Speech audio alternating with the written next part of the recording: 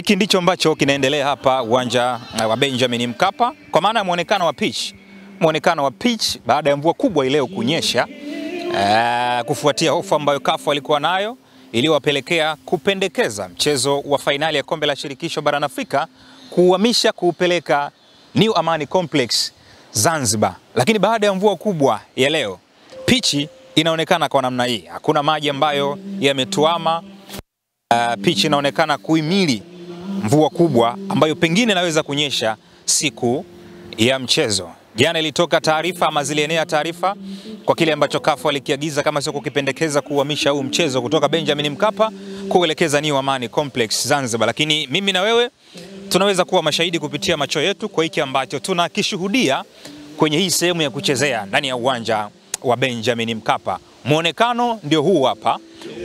Bila shaka utakuwa umejibu maswali mengi sana ambayo watu wanaendelea kujiuliza, ama hofu ambayo watu walikuwa nayo kwa kipindi cha mvua. Pitch ingeweza kuhimili kwenye mazingira gani? Pitch ndio hiyo hapo.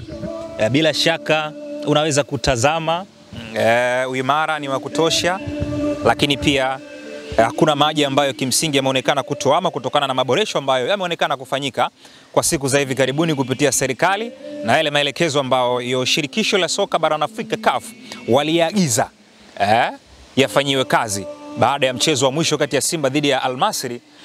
Kuonekana pitch ilishindwa kuhimili kashikasha mchezo baada ya mvua kubwa sana kunyesha. Hivyo hiki ndicho ambacho kinaonekana hapa. Maoni yako ni yapi? Unaweza kutazama majibu ya maswali ambayo na kuuliza ama unajiuliza yatapatikana kupitia picha hii ambayo unaweza kuitazama.